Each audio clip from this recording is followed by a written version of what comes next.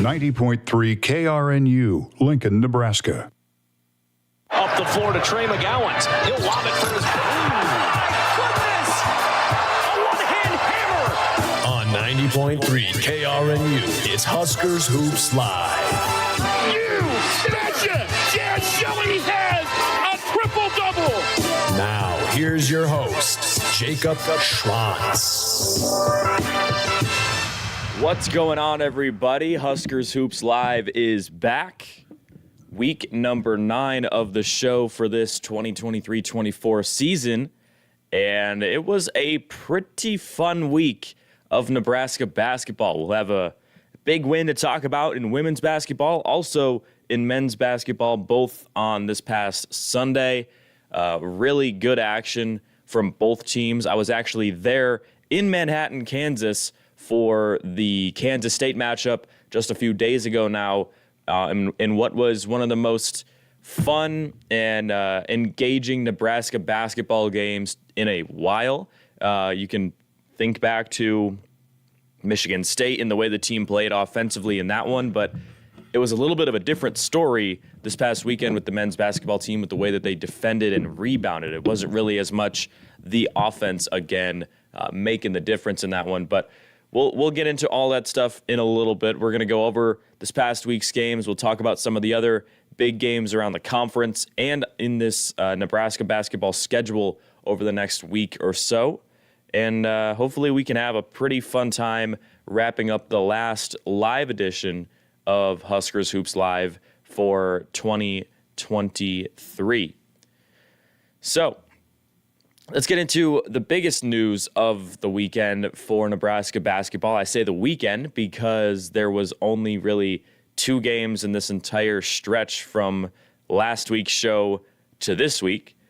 And I think the biggest headline is Alexis Markowski scored her 1,000th career point on Sunday against Southern University. She had 21 in the game, and it just is pretty incredible to see that she's already achieved this amazing milestone as just a junior. She's not even finished with her junior season here at UNL.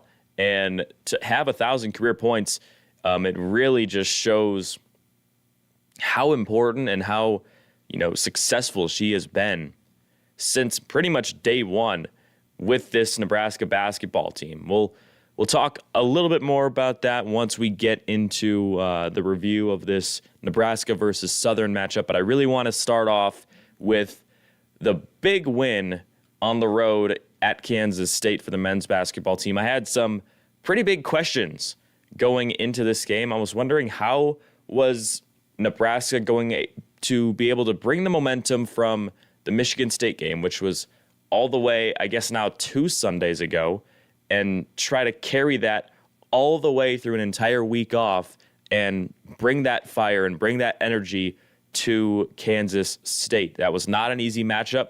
The Michigan State game was one of the better performances of the season, and I think it was a fair question to say, hey, how are you going to bring that on the road now? Because before that, there was only one road game against Minnesota. They didn't look very good, at least in the second half. Kind of fell apart a little bit there, so I was definitely wondering, how was this team going to be able to kind of push this momentum forward and not just have, a one-and-done performance in Lincoln against the Spartans? I also was wondering how Nebraska was going to respond to that last road game. You see at times when teams just get into a little bit of a rut and, game after game, they just can't seem to figure out a way to break through some of their struggles. Maybe it's shooting free throws. Maybe it's getting out rebounded every time, or maybe it's just, poor defensive effort that continues to cause a team to lose games. But in that Minnesota game, it was really just Minnesota getting hot in the second half and Nebraska being unable to find a way to kind of match that energy, I would say, and find some offensive firepower. But, you would have to hope that if this was the Nebraska team that we think it is, that everyone thinks is potentially a March Madness team or at a minimum an NIT postseason type team, how would this type of team respond to losing a game with kind of a sour taste in their mouth on the road? How would they respond the next time they get a chance to take a team down on that team's home court? And I think they ended up doing a pretty good job at it. I was also wondering who was going to kind of step up and help get the job done against the Wildcats, because on the road, sometimes you need your biggest stars or your best players to really play at their best. It's always said where role players or players off the bench always play better in front of the home crowd when they've got the energy, they've got the encouragement, and they've got just the familiarity of playing on their home floor. But you have to hope that, you know, your starters at least, or your top 2 or 3 guys can be relied upon to, you know, score or be effective in every single game and be able to put those performances on display night after night. And so I was wondering who was going to be able to do this, because against Minnesota in that second half, I mean, you could kind of say Jamarcus Lawrence started to find a rhythm as he had a career high, but outside of that, nobody really was able to take the reins of the offense, lead Nebraska forward, and push to hold on to what that 17-point lead was before they obviously blew it in the second half. So I was wondering who was going to step up. One player definitely did. We'll talk about him in a second.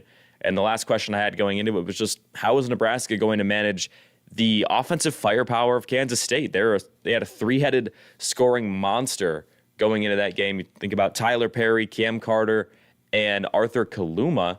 All 3 of those guys were averaging over 16 points per game. And that was a concern of mine. How was Nebraska? I was thinking they could handle at least 1, maybe 2, but I thought for sure one of those guys was going to go off and have a night. And that, quite frankly, just didn't happen, which was very interesting to see the Nebraska defense show up in this type of way. First up, the player who stood out among pretty much everyone, at least one of the 2, I would say. I would think 2 players really caught everyone's eye in this game. First up, I want to talk about Juwan Gary, a double-double, 13 points, 18 rebounds, 11 of them on the offensive glass in just 30 minutes of play. He got his second straight start of the season. Josiah Alec was back for this game, but he did end up coming off the bench and played a little bit of a role off the bench for Nebraska. But Juwan Gary, I mean, me and Justice were there, and seeing live the way that he was just flying to the basketball, whether it was off his own shot, if it was off a Nebraska 3, if it was a layup that the Huskers just couldn't finish, it seemed like Juwan was always surrounding the ball wherever it was. And to get double-digit offensive rebounds is just incredible. We heard Fred Hoiberg on the men's basketball show yesterday on the Huskers radio network talking about how when they were going after someone like Juwan in the portal, they really noticed and emphasized his offensive rebounding acumen. He talked about how he was one of the top offensive rebounders in the portal out of Alabama. So for it to show up like this in this game on the road in front of what I can tell you guys firsthand, that was a raucous crowd. I was thinking semester's almost over, or it pretty much was over. The students had finished up their finals on the campus of Kansas State, and Bramlage Coliseum was rocking. I mean, even though the semester is over, right in front of our kind of booth area for the broadcast on KRNU was a massive student section, and they were all doing their routine, their dances, and they were cheering the whole game, and it was really incredible to see the student involvement and really just the entire environment there at Bramlage Coliseum. It was a very fun atmosphere, and I think, you know, just because Nebraska was winning, that made it a little bit more fun to experience. But I think if Kansas State was just running wild and the Wildcats were pretty much just blowing Nebraska out, obviously it wouldn't have been as much fun. But I think that the ability for Nebraska to come in and compete in that way made that experience a lot more enjoyable, I'm sure, for them as much as it did for us. But Juwan Gary, he took a huge step forward in this later portion of the month of December. Back-to-back games where you could say Juwan Gary has been the MVP. You look at the Michigan State game, he tied his career high of 20 points. You look at this past game against Kansas State, put up almost 20 rebounds along with 13 points. So he's getting the job done in the scoring department, and now he's starting to continuously be a difference maker on the glass. So if Nebraska has that type of a player, I mean, this is a performance that if Juwan Gary started to have a lot more, I'm not going to say he's obviously going to have 11 rebounds per game or anything, or 11 offensive rebounds per game, but if he can continue to be this 13 plus points per game, close to 10 rebounds, I think Nebraska's chances of, making it to the postseason, being one of the better teams in the Big Ten Conference, they go way up, because at that point you're not relying on just K-Say or just Rink Mast or any other single outlet for production. You have Juwan and K-Say one game, or Juwan and Rink one game, or hopefully in the future it's Juwan and Jamarcus Lawrence putting up a big performance. I know a lot of fans are probably souring on Jamarcus Lawrence. I'm not one of them. He did pretty much struggle in this game, but we've seen him play well in the past. So that talent didn't go anywhere. He's in a rut right now, and he has to figure it out. And maybe some lineup shifting or rotation shifting could help with that. We'll see what Hoiberg thinks, but big ups to Juwan Gary for a huge performance in this one. Really changed the game and allowed Nebraska to build a lead with all those second chance opportunities. Second up, Rink Mast led the team in scoring with 19 points, 12 rebounds as well in this game, 3 assists, 3 of 4 from downtown, 36 minutes of play. Folks, they only play 40 minutes in a college basketball game total. And for Rink Mast to be able to come in and put up 36 minutes, that is a hard day at the office. I mean, he was probably exhausted after this game, the way that he was just attacking for all 36 minutes. He really didn't slack off or take any plays off for that entire game, seen with his box score numbers. I mean, he just completely dominated. All you have to do is look at this performance by the Nebraska center, Rink Mast, and then you look at Kansas State with Will McNair. He didn't even score in this ball game. So that head-to-head matchup, you think Mast versus Will McNair, who is going to kind of lead their team up front? Rink Mast pretty much outdid him in every single way throughout the entire game. And I think a lot of that had to do with the early shooting success that he had. He had 3 straight threes, and also I think it was a layup or something inside, or maybe a hook shot inside.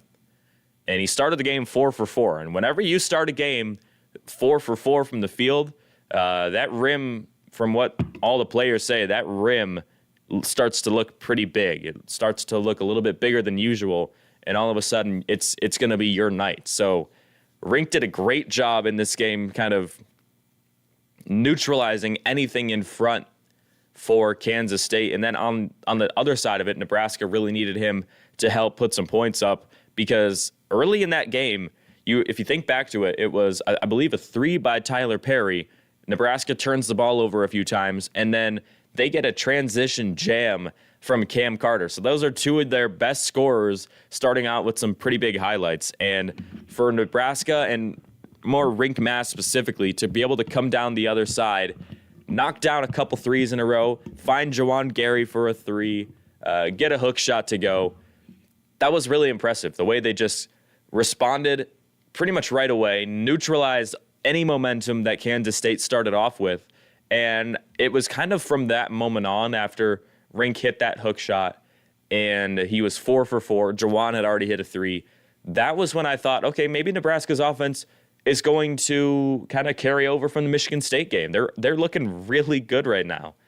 And it didn't end up happening on the offensive end, but the defense in this game was very impressive. Staying with the offense for a little bit more, though. Huskers, they had 10 points from Bryce Williams, and overall, those were the 3 double-figure scorers that was enough to outdo Kansas State. It was Williams, Mast, and Jawan Gary. Wildcats got 12 points from Cam Carter. Mentioned his big-time dunk early in the game. That was probably his biggest highlight. He couldn't really get the shooting range to go for him in this game as much as he usually does. So credit to Nebraska's defense as well for that one. 11 points from Tyler Perry, and Arthur Kaluma also couldn't find us any real sort of rhythm, I would say. We're going to step aside here in Huskers Hoops Live. We'll continue to break this game down when we come back on the 90.3 KRNU and the Huskers Hoops Live YouTube channel.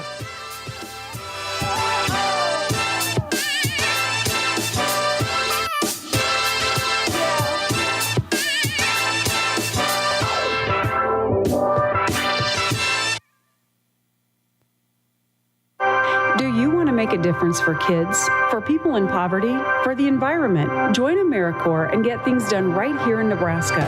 With lots of different programs to choose from, you can serve in your area of passion and develop your skills while earning money to pay for college or to repay student loans. All programs are filling AmeriCorps positions to start September 1st. Learn more and apply at serve.nebraska.gov. Sponsored by Serve Nebraska. Aired with the Nebraska Broadcasters Association and this station. Air, fundamental to all living things, and it's all thanks to trees. Not only do trees supply oxygen, they also provide homes to wildlife, filter water, and let's not forget their natural beauty. But the trees need your help. The Nebraska Arbor Day Foundation is doing their part to revitalize forests across the country, and you can help. Donate to the Nebraska Arbor Day Foundation today by visiting www.arborday.org.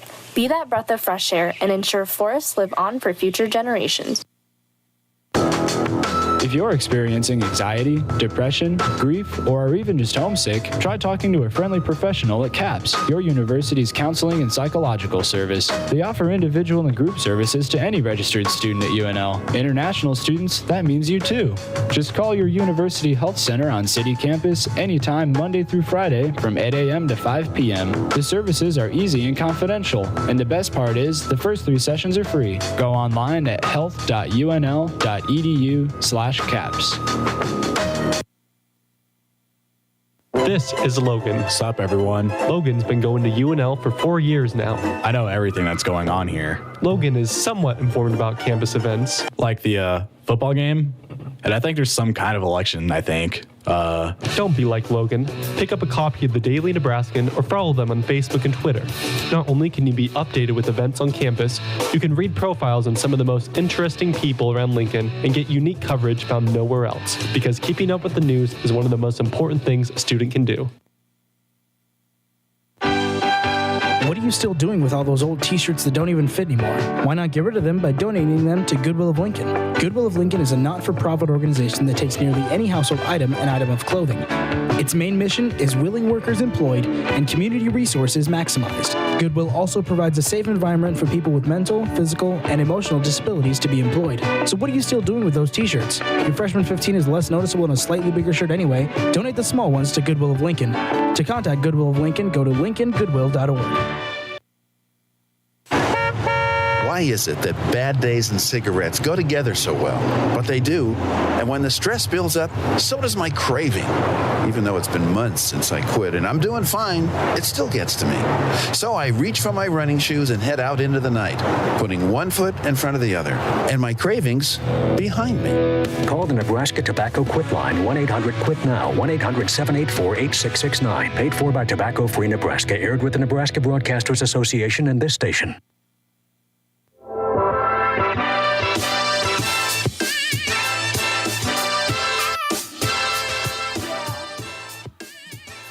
Jake Schrantz back with you on Huskers Hoops Live this morning, Tuesday, December 19, the final live edition of the show for 2023. We'll be putting shows out over the holiday break. They won't be live. They will be pre-recorded, but I'll be doing my best to keep up with all the action for Nebraska basketball, men's and women's, over the holiday break. We'll be putting out episodes Tuesday mornings, 8 to 9 a.m. Central Time, as always. So keep your eye out, and we'll be back with you every single morning. But let's wrap up the breakdown now of the Nebraska and Kansas State game. Mentioned before the break, Cam Carter, Tyler Perry, and Kaluma, they were the big guys offensively for Kansas State all season. Carter and Perry had a not horrible day offensively, both got in double figures, but man, Arthur Kaluma really couldn't find much at all. His third straight matchup in his career against the Huskers didn't go too well. I think he only had about 2 field goals made. He had 2 made in the entire past few games against Nebraska. He was like 2 for 11 in the 2 games prior. Coming into Sunday, only made 2 field goals in this game.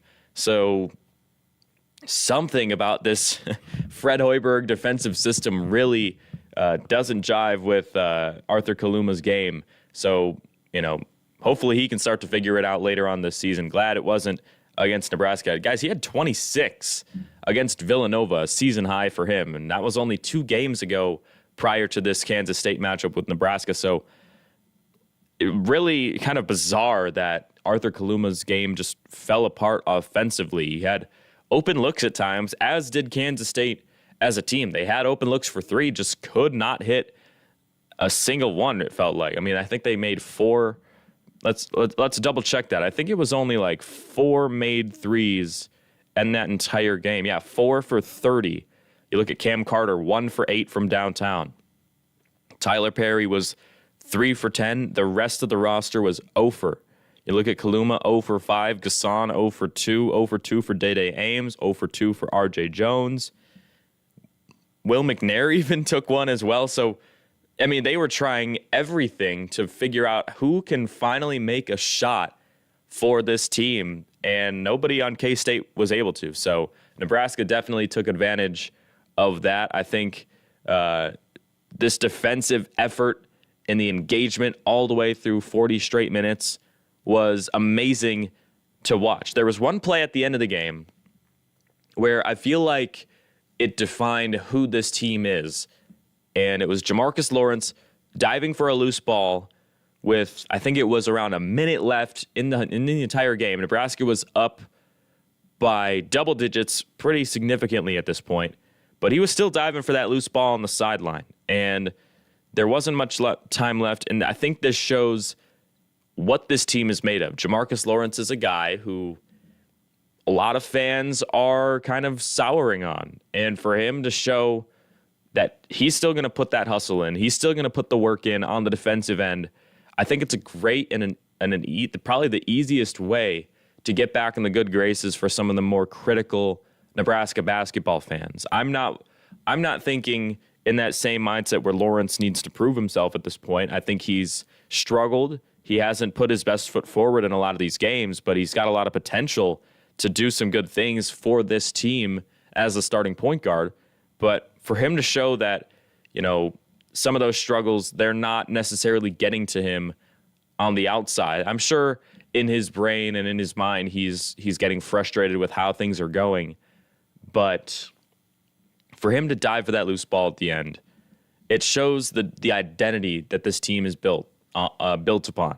They're going to hustle for an entire 40 minutes, whether it's a close game going to overtime and a dive for a loose ball could change the outcome, or if it's like this game on Sunday where they're up by 10, 15 points, they're still going to dive for that ball because they value every possession. Even though it may not look like it at times when they have some careless-looking turnovers, I do think this team values every possession, and they understand the importance of making every possession count, especially once some of these Big Ten opponents come to town like Indiana in just a few weeks. So I really liked that play at the end by Jamarcus. Real quick touch on Eli Rice. Played 5 minutes, hit a 3, missed his next 2 shots.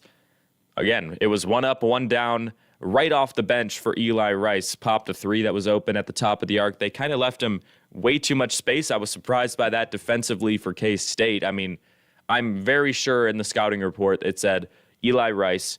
The 2 things probably on top of that report were lefty and 3-point shooter. And that's exactly what they left open at the top of the arc in the second half. So pretty great opportunity for him to come in once again. He played some minutes in the Michigan State game last Sunday, or I guess 2 Sundays ago now. So good to see him finally starting to work in pretty routinely into the rotation as we get deeper into this season. There are some pretty good opportunities this coming week. You've got North Dakota on Wednesday, and then South Carolina State. They're a below 500 team coming up near this weekend. I think this is where Eli Rice needs to get his double-digit minutes back. He's played, 5 minutes, 7 minutes or so in his last few appearances.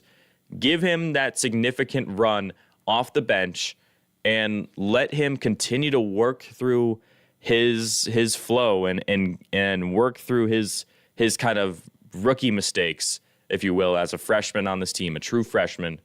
And that way you're comfortable throwing him out there for 10, 12 minutes if he's hot one day against an Indiana that's coming up on January 3rd, or some of these other really tough matchups.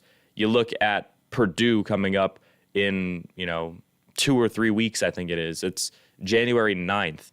So I think that's around 3 or so weeks away from now, and maybe 4.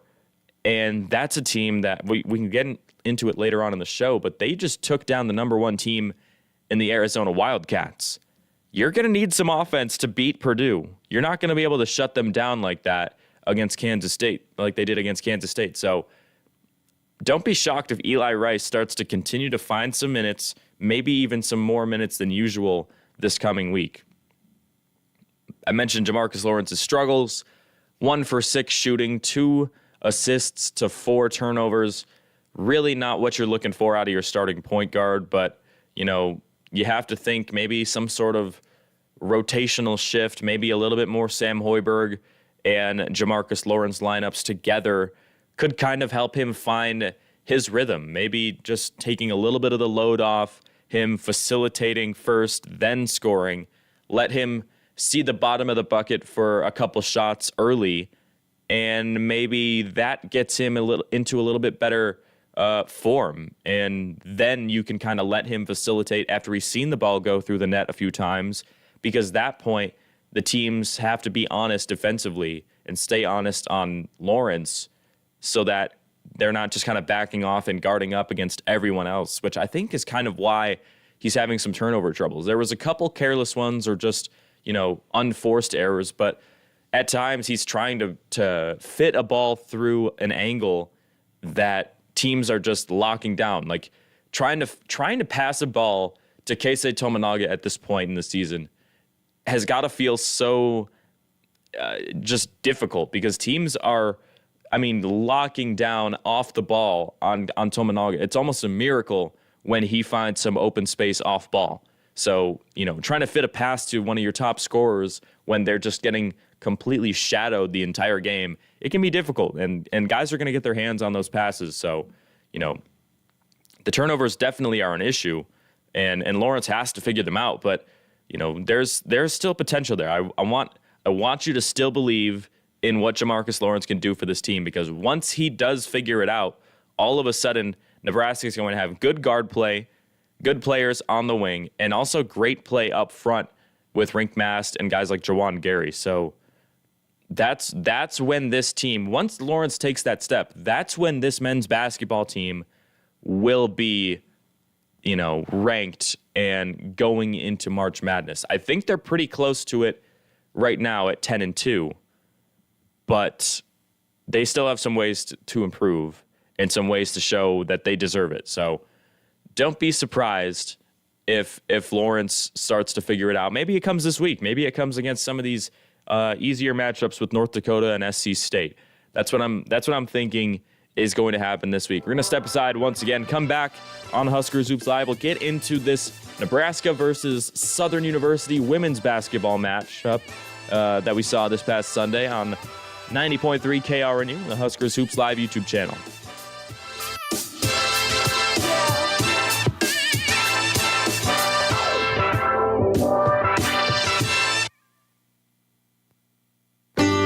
The opportunity to grow your own fruits and vegetables the way you like them is right at your fingertips. In neighborhoods just like yours, Community Crops lends various plots of land to families in which they can grow their own food.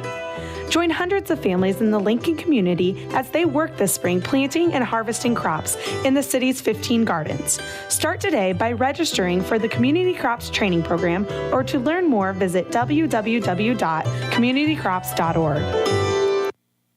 For a little extra help settling in at college, look to UNL's first-year experience and transition programs. You can receive one-on-one student coaching and tutoring to get you through that tough course.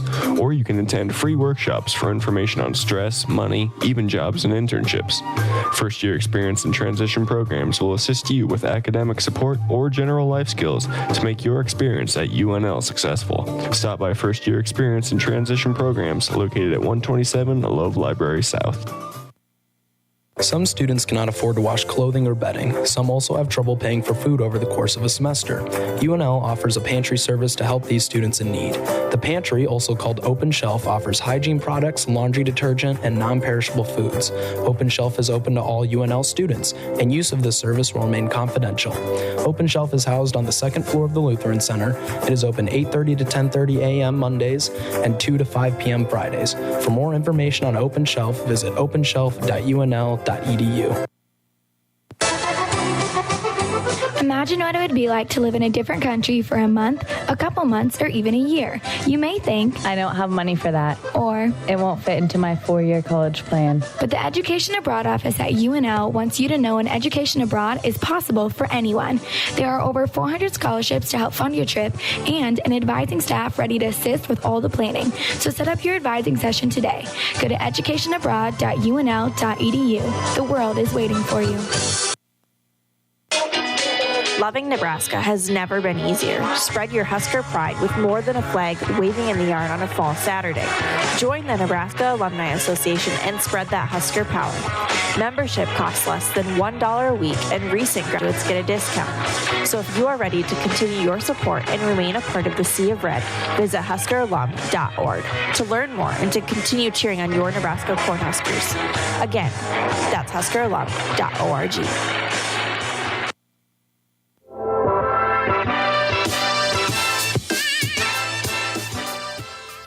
Jake Schront's back with you on Huskers Hoops Live. Shifting over now to the women's basketball team for Nebraska. They had a big-time win against Southern this past Sunday. 76-51. Nebraska advances to, I believe, 10-2 now on the season. Very good numbers and a good record so far on the year. Yes, 9-2. Got ahead of myself. Got a game coming up tomorrow that would be a very impressive 10th win of the year, and hopefully that can take over. It also said 10-2 earlier, I think, for the men's team. They're also 9-2. Again, got ahead of myself with Minnesota. I always forget that one is not a victory in the record books.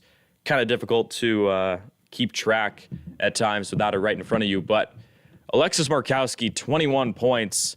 To lead Nebraska in this one was amazing to see. She got her 1,000th career point threshold. We talked about it just a few, maybe 20 minutes ago on the show.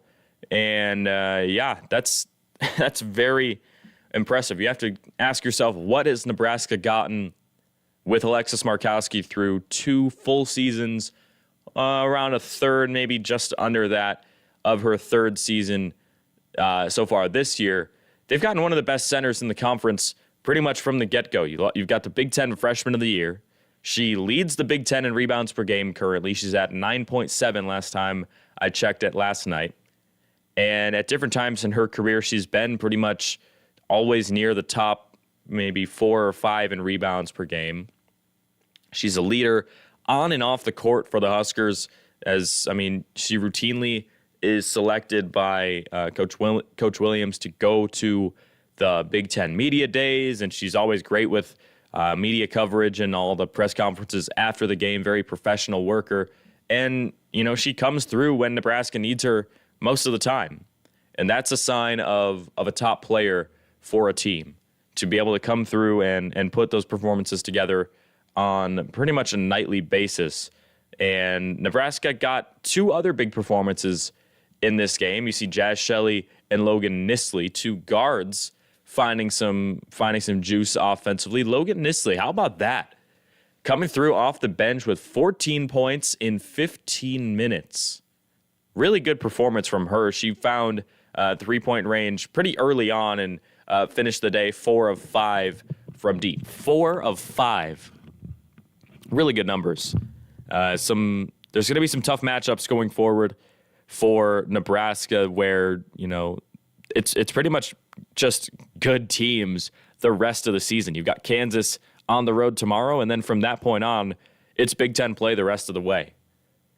So you want to talk about how Logan Nisley's hot shooting days off the bench are needed. That's why, because you've got probably Power 5 level basketball or even, postseason level basketball the rest of the way through January, February, and then March. So there's not going to be any easy games regardless of what the records look like. Think back to these past few years with Nebraska. The one that really sticks out is the Rutgers game a few years ago with women's basketball. That was a game Nebraska was supposed to win, and they just went completely cold from 3-point range, and Rutgers was able to pull off the upset. So any given night in the Big Ten, any team can win. And, that's why it's fair to say that it's tough the rest of the way. So if Logan Nisley, again, she's not going to average 14 points off the bench going forward, but if she can just at least be consistent from 3 and start to say, hey, I just had this major performance, maybe I'll be a little bit more aggressive offensively and start hunting my shot just a little bit more. You have to think that would really benefit Nebraska in some of these tough games, to be able to sub out a Darian White or a Jazz Shelley and not lose as much firepower as you might expect with Logan Nisley, with maybe a new level of confidence or a new level of aggressiveness on the offensive end. And, help continue a run that maybe Jazz Shelley had started with a few threes. Maybe Logan Nisley comes off the bench and continues it with 1 or maybe 2 off the bench. Or it's a game like this where she goes 4 of 5 and Nebraska's looking at a blowout victory out of nowhere. So that could be huge if she can continue this. The Huskers overall went 7 of 12 from 3-point range in the second quarter. I was going back and rewatching this game last night, and this is just the type of quarter that you dream of, where your team can just blow another team out pretty much in a blur on the scoreboard because of their elite shooting ability. It was a lot of really good work, either driving into the paint and kicking it to an open teammate, or kind of feeding the post and then quickly back out to an open catch and shoot opportunity in the corner or maybe on the wing. And for it to be a team effort, it came from multiple different people on the roster. That was really encouraging. 6 different Huskers hit a 3-pointer. 3 of them had more than one. You got Markowski hitting 2. You've got Jazz hitting 3. And like I just said a moment ago, Logan Nisley hitting 4 of them off the bench. Just goes to show that this is a team with shooting ability. Even though there's going to be games where it doesn't show itself, this is a team that can shoot. And that's why I think it's fair to hold this team accountable when they do have those cold nights, and not just completely bash them out of nowhere, but to say, hey, this wasn't their night in the future when they do have a 4 for, maybe they have a Kansas State performance, they have a 4 for 30 game. It's fair to criticize them because they've shown that they can play like this. And now they have to figure out a way to bring a performance like this forward and not let it just sit from this one game. I think they're going to be able to do it, especially with how much this Kansas game means to them tomorrow, and being able to go into Lawrence and show that they can play with a Big 12 team. I think it's going to be a fun one to watch in that game. You look at some of the other starters. It wasn't a great night for Darian White, just 1 for 6 from the field. She did hit 5 free throws to help with some of the scoring. She had 8 points. And, it it was not the greatest day for some of these other starters. Natalie Potts had a pretty quiet day. She did pretty well in the glass, 9 rebounds to lead the team, but only 2 points and 1 assist. So wasn't a routine night from Natalie Potts, but it was enough with Logan Nisley finding her offense. I mean, if you've got Natalie Potts hitting on all cylinders while Logan Nisley is also firing away, I mean, the final score in this one was 76-51. It probably would have been closer to 90-51 if Natalie Potts was the usual Natalie Potts. So almost mercifully, she kind of had a quiet offensive night. Callan Hake hit a 3-pointer in this one. Kendall Coley was 1 for 3 from downtown. She had 3 points in the game. Kendall Coley's not been that bad the last few weeks. I've actually been pretty impressed by the way that she's impacted the game off the bench. I think if she can continue to be helpful in that offensive department while also providing some pretty physical and pretty quick defense, she's a difficult matchup because she's most of the time taller than anyone she's guarding, at least if she's guarding someone on the perimeter. And then if they try to drive by her, I mean, she can block a shot. And she's got the length to do it. And she's not an elite shot blocker, at least so far in her career, but she has the length that she could at least challenge a shot. So pretty cool to see that Kendall Coley is starting to figure some things out. And that's a pretty big win. You get to 9-2 on the season. You head into Lawrence, Kansas coming up tomorrow night in one of the bigger games of the season so far. I would say it was probably Creighton, Michigan State, and then you could argue between TCU and Kansas. But from the preseason, that Kansas one really stuck out because it was a true road game. TCU was a neutral site, which you would think gives Nebraska a little bit of a better chance, but a true road game at Lawrence was one that really stuck out on the schedule. So Nebraska's got some momentum. They are on quite the win streak right now, and hopefully they can bring that forward tomorrow night. Let's take a look now for just a little bit at some of the other big games going on in the conference. We'll stick with women's basketball here before we have to step aside in a few minutes one more time on the show. Maryland took down Towson 99-51 last Tuesday night. Bree McDaniel, she had 19 points to lead the way for the Terps in that one. They are 8-3 on the year with losses to 3 ranked teams only. You got South Carolina, you got UConn, and Washington State was the 3rd ranked team. They're in action tomorrow, Maryland is, against James Madison. That's their final game until, I believe that's their final game until a matchup with Nebraska on New Year's Eve. So that's a very, very interesting Big Ten game that I'll be locked into because Maryland, they got on the receiving end of one of those dream nights last year for Nebraska. I think it was Maryland, where the Huskers traveled on the road and just hit so many shots. It was all the way throughout the roster.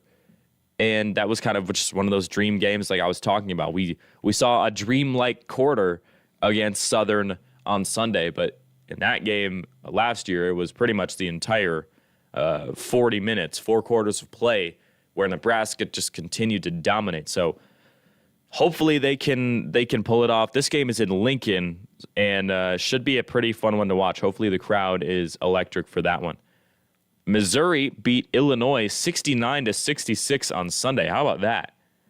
This one kind of caught my eye because Missouri, they're not a bad team, 8-4 on the season now after taking down Illinois with that win, but they were kind of reeling from an 84-56 loss to the number 13 ranked Kansas State Wildcats their game prior. So kind of interesting that they were able to pretty quickly find some fight against a very tough Illinois team. They fall to 5-4 on the year under head coach Shauna Green. She was one of the better coaches, I thought, in the conference in women's basketball last year. So kind of interesting that Illinois has not gotten off to the greatest of starts here in the 2023-24 season. We'll step aside here on KRNU one more time here on week 9 of this run of Huskers Hoops Live, season 2, if you will. But we'll continue to break down some of these big games in the conference coming up on KRNU and the Huskers Hoops Live YouTube channel.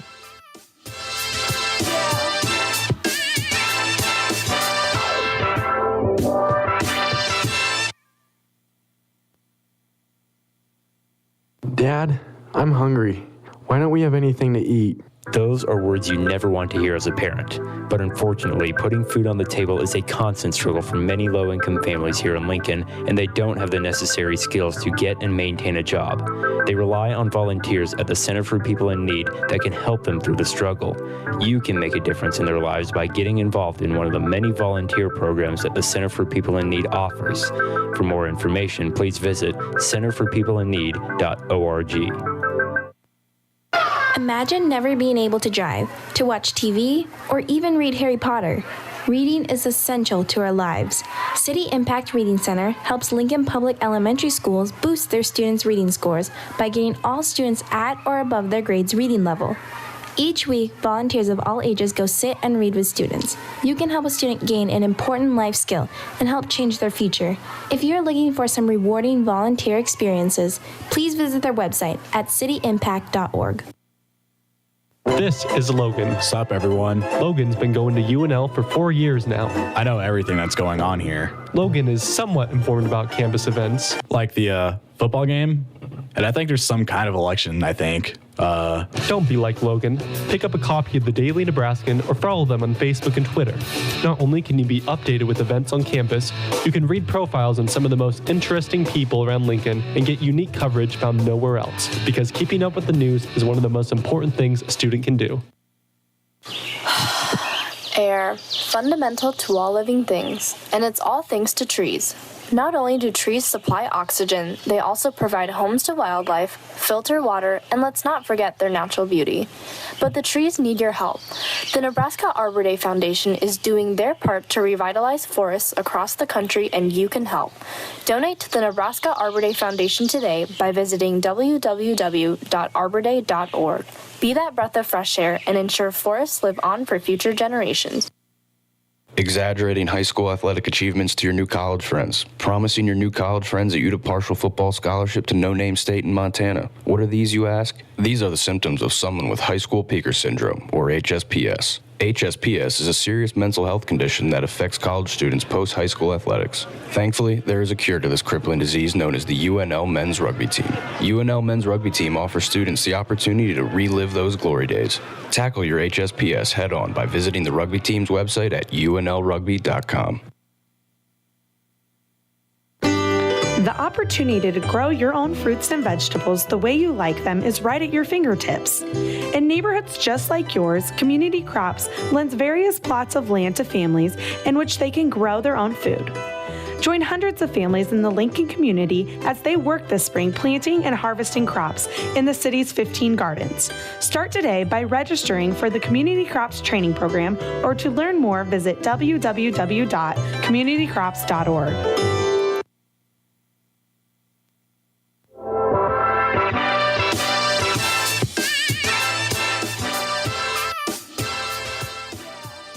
Jake Schrott's back with you here on Huskers Hoops Live to finish up the final live show of 2023. Let's continue to break down some of these big games in the conference that we saw in between last week's show and also, up until, I guess, last night, because there was one major game in women's basketball that I want to talk about again. Ohio State, they're the number 13 team in the country. They took a very close loss last night to the number 2 ranked UCLA Bruins. I thought they were going to be able to do it. I really am high on Ohio State this year, and I thought they were making a comeback in the fourth quarter, and I thought they were going to be able to make the comeback all the way to at least force an overtime chance. They couldn't end up doing it, though. We had it up last night at work, and that fourth quarter, man, Ohio State almost made the comeback. They were down 63-45 heading into that fourth quarter, able to bring it back to just a 6-point loss. 77-71 was the final score. UCLA got 19 points from their leading scorer, but J.C. Sheldon for Ohio State, as it seems like she always does, had a big night. 30 points on 12 of 23 shooting. Ohio State, they're probably going to win this game, though, if they get a better shooting night from Cody McMahon. She's usually one of the top dogs on that team, and she really struggled in that game. 2 for 14 shooting. That's brutal. That is really tough for Buckeye fans, but they're going to be fine. Number 13 in the country. They might drop a little bit after that loss, but that is a very good team that I don't think is going anywhere. Let's take a look now at some of the men's games of note from this past week. Purdue, they beat the number 1 ranked Arizona Wildcats 92-84. I mentioned it a little bit earlier on the show. They are a major problem this year. Fletcher Lawyer, he put up 27 points in this game. Huskers fans obviously remember him having a great performance last year in Lincoln as just a freshman, kind of coming in and matching up with guys like Bandamel and some of the other veterans like Sam Griesel and others on that Nebraska team. Really impressive from him, the way he's carried himself in his second year. Braden Smith, he has taken quite a step forward this year as a sophomore, kind of running the offense. The way that he's improved, honestly, I have to say it, has kind of been the step that I was hoping to see from Jamarcus Lawrence, if I'm being honest. Obviously, there's still time for J-Law to figure it out, but Braden Smith has been very impressive this year, just the way he's been able to work with Zach Edey in the pick and roll. And speaking of Zach Edey, he had 22 points and 9 boards. I mean, the guy just cannot be stopped really in the slightest of ways. You look at that box score, that's not a below average day, but that's about an average day for Zach Edey. 22 points and 9 rebounds. That is just crazy. I mean, he is a giant, and not a lot of teams have someone that can legit match up with him. And Arizona, they're such a good team this year. I mean, I've really been impressed with what Caleb Love and Kylan Boswell have been able to do together in that backcourt for the Wildcats. And I'm speaking of Arizona, not Kansas State anymore, but with Omar Ballo returning once again up front, they've got proven talent, and they've proven to be very good as a team this year. They've got big wins over the likes of Michigan State. They've got win over Duke. They just recently beat Wisconsin right before that Purdue loss gave them their first loss of the year. They were undefeated going in against Purdue, and now Purdue's got a win over the number 1 team. I think they said on the broadcast the first time in 23 years that they've done that. So Purdue's back at that number 1 spot in the country, and it shows they are really one of the most incredible regular season teams in the nation, and I don't know who's going to be able to stop them when they play like that. Another big game in the conference, number 2 ranked Kansas, they were able to beat Indiana in a very close game, 75-71. Indiana is the next home conference game for the Huskers. That's on January 3rd. That'll finish up this upcoming 3-game homestand that starts tomorrow against North Dakota for the men's basketball team. The Hoosiers, they've got some great players that showed up in this game against the Jayhawks. Trey Galloway is not normally a guy you think of for 28 points, but that's exactly what he had against Kansas. He was 12 of 17 from the field, 2 3-pointers. Very impressive day for him. 3 other double-figure scores for IU. You got the freshman Mackenzie McBacco, who had 14 points on 9 attempts from the field, kind of leading the way there. But they needed more from Khalil Ware, who was 3 of 12 from the field. That's kind of their star big man, the transfer, I believe, from Oregon, who has had some big games for them already this year. And in a tough matchup like this against Kansas, they really needed him to show out. But that front court for Kansas, man, KJ Adams, you got Hunter Dickinson up there as well. And the best player needs to show up, and it didn't happen for Khalil Ware. So we'll see how Indiana responds in the next few games heading into a Nebraska matchup in Lincoln. That's going to be a really fun game. That might be, if Nebraska wins the next 2 games, that might be Nebraska's shot at picking up win number 12 and getting to a national ranking. They'd be 12-2, and with wins over Michigan State, win over Kansas State, and Indiana. Those are 3 very valuable wins, especially with what Michigan State just did to number 6 Baylor earlier this week. And also they played last night against Oakland, won that one 79-62.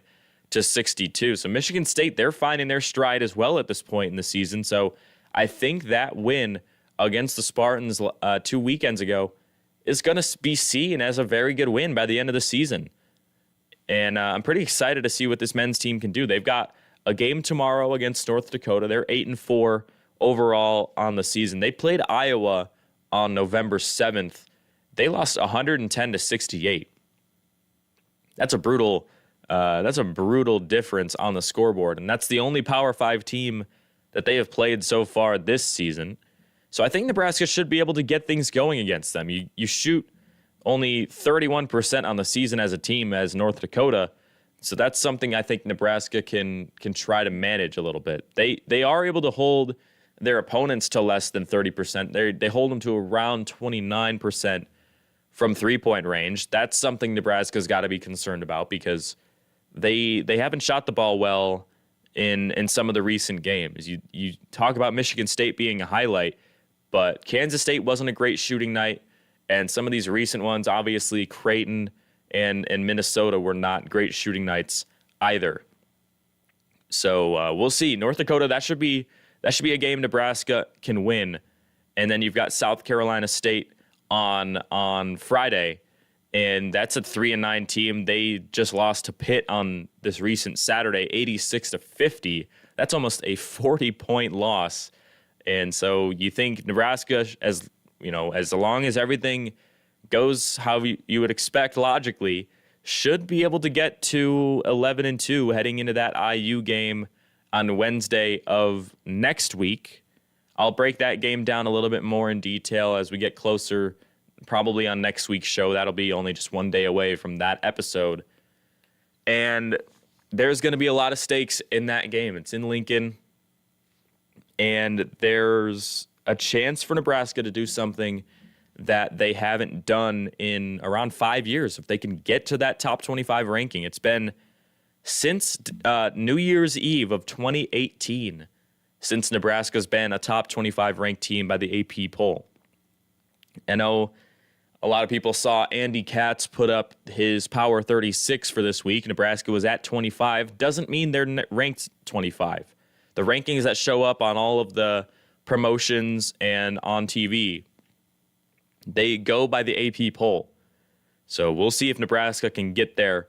Women's basketball this week, though, big game tomorrow against Kansas on the road. 6-4 for the Jayhawks so far this year. They have not lost at home. They're 4-0. The only losses they have on the year: Penn State, Virginia Tech, UConn, and Texas A&M. So that's a pretty solid Kansas team. They're on a 3-game winning streak as well against Houston Christian, Wichita State, and Central Arkansas. So kind of some varying level of difficulty there on the schedule, but I think this might be one of Nebraska's toughest matchups since, earlier this year with a team like Michigan State or, TCU, and obviously Creighton being one of the tougher losses on the year. We'll see if players like Logan Nisley can kind of stay hot for more than just one game at a time and see if she can find some true rhythm off the bench. And I think if she can help support the usual suspects in Jazz Shelley and Natalie Potts and our Alexis Markowski, that's when Nebraska is going to have success. We'll see if she can do it. And then big Big Ten matchup on Sunday. Nebraska hosts Maryland. Not this Sunday, New Year's Eve. That's a game that's going to be very important. They got to build some momentum with Kansas tomorrow so that going into that Maryland game, that's the next game coming up on the schedule, they've got a lot of good offensive rhythm going into that one. So pretty fun schedule coming up for both the men's and women's basketball teams here at Nebraska. Thanks for joining me this morning on Huskers Hoops Live. And like I said, we'll be putting out episodes Tuesday mornings throughout the holiday break. I'll be back for the early portion of January forward, and should be fun to continue to cover both these teams. So, yeah, with that being said, go Big Red.